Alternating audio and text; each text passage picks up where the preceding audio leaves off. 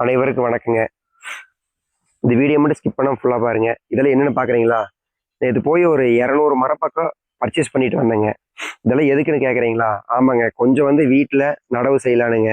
அடுத்து பார்த்தீங்கன்னா, சாலையோர பகுதிகள், கோயிலே கொஞ்சம் நடவு செய்யலான்னு சொல்லிங்க. அதே மாரி தான் மக்கள் நீங்களும் வந்து ஒருத்தர் ஒரு மரமாவது நடவு செய்யுங்க. எதுக்காக சொல்றேன்னா, நீங்க நடவு செய்ற ஒவ்வொரு மரம் வந்து இயற்கையை காப்பாத்து, அதுவும் போக விவசாயிகளுக்கு மிகப்பெரிய ஹெல்ப்பா இருக்குங்க. என்னடா ஹெல்ப்ன்னு கேட்குறீங்களா? ஆமாங்க. இப்ப மரங்களோட எண்ணிக்கை வந்து குறைஞ்சுக்கிட்டே வருது. நெறைய சைட் ஆயிட்டு வருது. அதனால பார்த்தீங்கன்னா, இயற்கை சூழல் வந்து கம்மியாயி, மழையே இல்லாம போச்சுங்க. மழை இல்லாம போனங்காட்டி விவசாயிகளுக்கு குறிப்பு போதிய அளவு தண்ணீர் தண்ணி இல்லாம போச்சுங்க.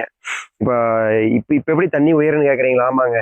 இப்போ மரங்களின் எண்ணிக்கை அதிகமாகும்போது என்ன ஆகுன்னா, அதோட வெப்பத்தன்மை குறைஞ்சு, மழை பெய்யறக்கான சூழல் அதிகமாயிங்க. மழை பெஞ்சுச்சுன்னா, ஏரி, குளம், குட்டையெல்லாம் தண்ணி வரும் கண்டிப்பா. நீர்மட்டம் உயருங்க. நீர்மட்டம் உயரும்போது ஆட்டோமேட்டிக்கா போரு, கிணத்துல தண்ணி வந்துரு. அப்ப ஆட்டோமேட்டிக் என்ன ஆகுங்க? விவசாயம் பாட்டுக்கு விவசாயம் நடக்குங்க. இப்போ மரஞ்செடிகள் மரமெல்லாம் இல்லாம போச்சுன்னா, நீர்மட்டம் குறைஞ்சு, மழை வராமயே போயி, பார்த்தீங்கன்னா எதுவுமே இல்லாம போயிருங்க. விவசாயமே இல்லாம ஃபியூச்சர்ல விவசாயங்கிற ஒரே இல்லாம போயிருங்க. அதனால உங்களால மரம் நடவு முடியலன்னு சொல்லுங்க. லோக்கல் ஏரியாஸ்ல முடிஞ்ச அளவுக்கு செடி நானே தர்றேன். காசெல்லாம் வேண்டாங்க. ஃப்ரீயாவே தர்றேன். நானும் கூட வந்து வேணாலும் மரம் நட வரேங்க. வெளியூர்ல இருந்தாலும் சரிங்க.